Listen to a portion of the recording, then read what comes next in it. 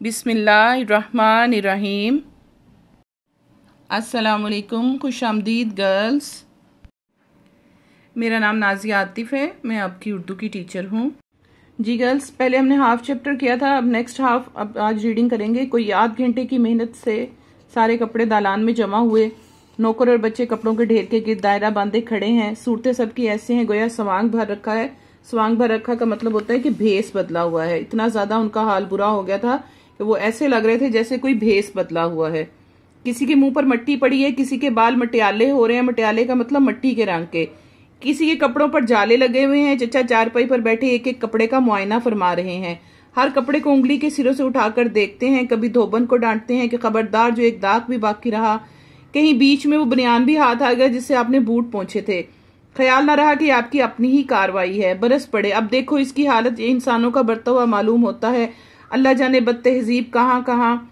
दाग अच्छी तरह देखने से चचा को याद आ गया कि ये बनियान उनके अपने कमरे के आतशदान में से बरामद हुआ होगा।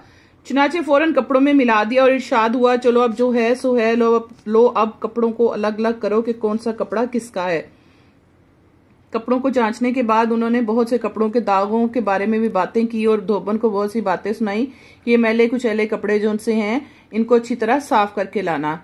10 हाथ कपड़े अलग करने में मसरूफ हो गए। हर एक को अपनी कारगुजारी दिखाने का मौका मिला।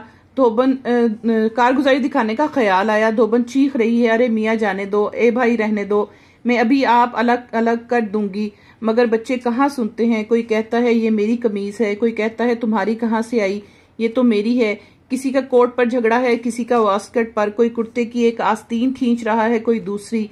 किसी की पजामे के पांचों पर रस्साकशी हो रही है। कपड़े चरर चरर फट रहे हैं। चचा सबके नामों की फहरिस्त बनाने में मशगूल हैं। बीच में सर उठा उठा कर डांटते भी जा रहे हैं। फाड़ दिया ना, अब के बनाने को कहियो। कोई नया कपड़ा जो टाट के कपड़े ना बना कर दिए हों। चले जाओ सब यहाँ से, हम अकेले सब काम कर लेंगे। उन्होंने कपड़े अलग करने के लिए जब सबको कहा तो सब बच्चे और नौकर उसमें शामिल हो गए और सब किसी न किसी बात पर झगड़ने लग गए कि ये मेरा कपड़ा है या ये मेरी कमीज है। और बीच में चचा सबको डांटते भी जा रहे हैं। बच्चों और नौकरों का काफिला रुखसत हुआ और धोबन के साथ मिलकर फहरिस्त बननी शुरू हुई। उसे हदायत दी गई कि देख, हम पूरी फहरिस्त बनाएंगे कपड़ों की। सबके कपड़े जुदा जुदा लिखवाने होंगे और साथ ही बताना होगा कि इतने कपड़े गर्म हैं, इतने रेशमी, इतने सूती। धोबन बोली, यूं ही तो हमेशा लिखे जाते हैं। चचा ने धोबन को कहा, जी सबकी अलग अलग एक लिस्ट बनाई जाएगी और उसमें सबके रेशमी और सूती कपड़े अलग अलग लिखे जाएंगे। तो धोबन ने फौरन ही कह दिया, जी कि हम तो हमेशा ही इसी तरह लिस्ट बनाते हैं।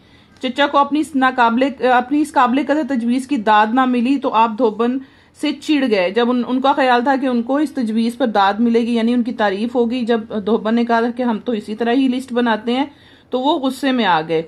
पगली कहीं की, हर रोज तो घर में हुल्लड़ मचा रहता है। हुल्लड़ मचा मतलब शोर शराबा होता रहता है कि इसकी कमीज बदल गई, उसका पजामा नहीं मिलता, और कहती है कि यूं ही लिखे जाते हैं कपड़े। यूं किसी को लिखना आता तो ये रोज रोज की झकझक क्यों हुआ करती। धोबन चुपकी हो रही। चुपकी का मतलब कि चुप होके बैठ गई। कपड़े गिनने शुरू कर दिए, पर अब पहले ही कपड़ों पर नई बहस छिड़ गई। धोबन के है कि कमीज छुट्टन मियाँ की है। चचा मुसिर है कि नहीं बन्नों की है। धोबन कहती जी कि ये कमीज छुट्टन मियाँ की है, लेकिन चचा इस बात पर बजीद थे कि नहीं, ये बन्नों की है।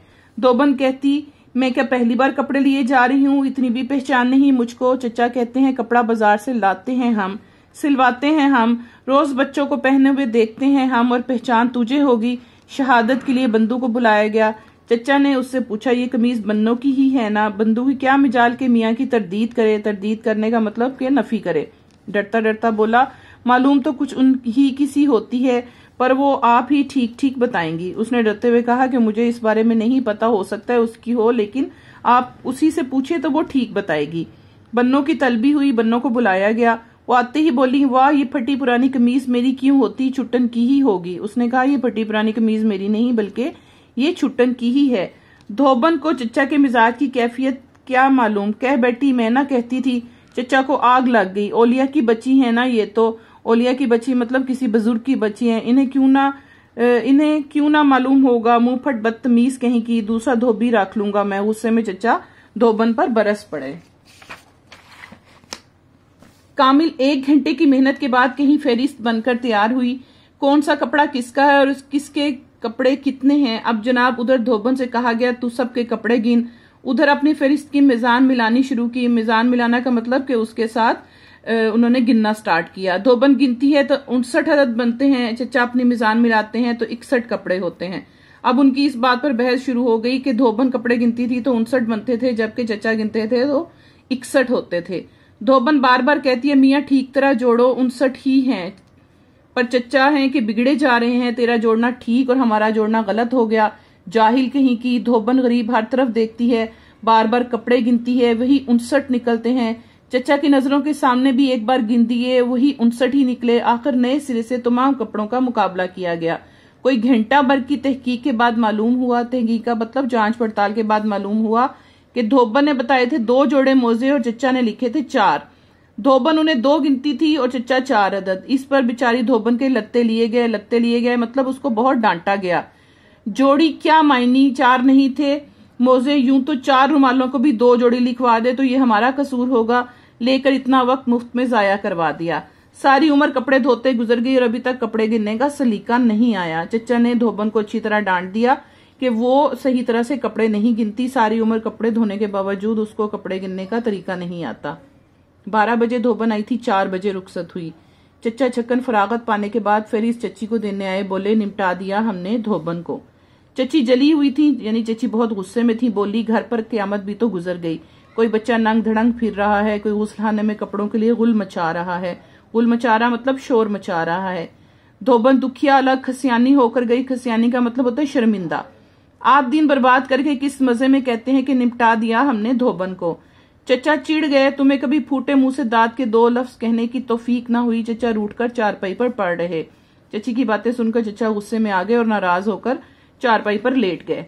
चची ने पूछा पजामों में से हजारबंद निकाल लिए थे। चचा की आंखें खुली मगर जवाब ना दिया। बड़े मुनासिब वक्त पर रूठ गए थे। इतने में फहरिस्त देकर चची बोली और ये मेरी रेशमी कमीज कौन सी, हल्के फिरोजी रंग की। ए गजब खुदा का, मैंने तो वो इस्त्री करने को अलग रखी थी। कमबख्त 2 कौड़ी की कर लाएगी। और इसमें से मेरे सोने के बटन भी उतार लिए थे या नहीं। चची ने जब फहरिस्त देखी तो उसमें उन्हें अपनी एक फिरोजी रंग की कमीज नजर आई और उन्होंने पूछा कि ये कौन सी मेरी कमीज दी है, उसमें तो सोने के बटन लगे थे, वो भी धोबन को देते हुए उतार के रखे या नहीं। अब तो चचा की त्यूरी चढ़ी हुई थी, यानी चचा के माथे पर बाल पड़े हुए थे। सोने के बटनों का सुना तो हड़बड़ा कर उठ बैठे। हड़बड़ा का मतलब घबरा कर उठ बैठे। बटन सोने के तुम्हारे, तुम्हें मेरी कसम है ही है वो तो नहीं उतारे हमने। चचा बहुत घबरा गए और बोले कि सोने के बटन तो हमने नहीं उतारे।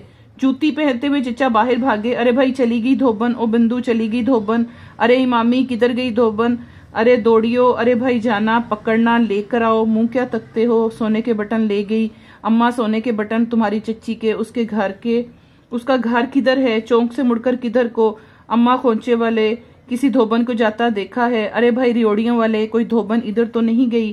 भाई गंडेरियों वाले कोई धोबन दाएं हाथ को इस तरफ को। अभी तक चचा बटन लेकर वापस नहीं आए। इस कहानी से हमें ये सबक मिलता है कि जो काम जिसका हो वो ही करे तो काम तरीके और सलीके से होता है, और जिसको वो काम करने का तजर्बा ना हो और वो काम उसका ना हो तो वो कभी भी ठीक तरीके से काम नहीं कर सकता। आपने इस पूरी कहानी को बहुत अच्छी तरह पढ़ना है और इसके मुश्किल अल्फाज मायनी याद करने हैं और इसके मश्की सवालात भी करने हैं। मुझे उम्मीद है कि आप लोगों को समझ आ चुकी होगी।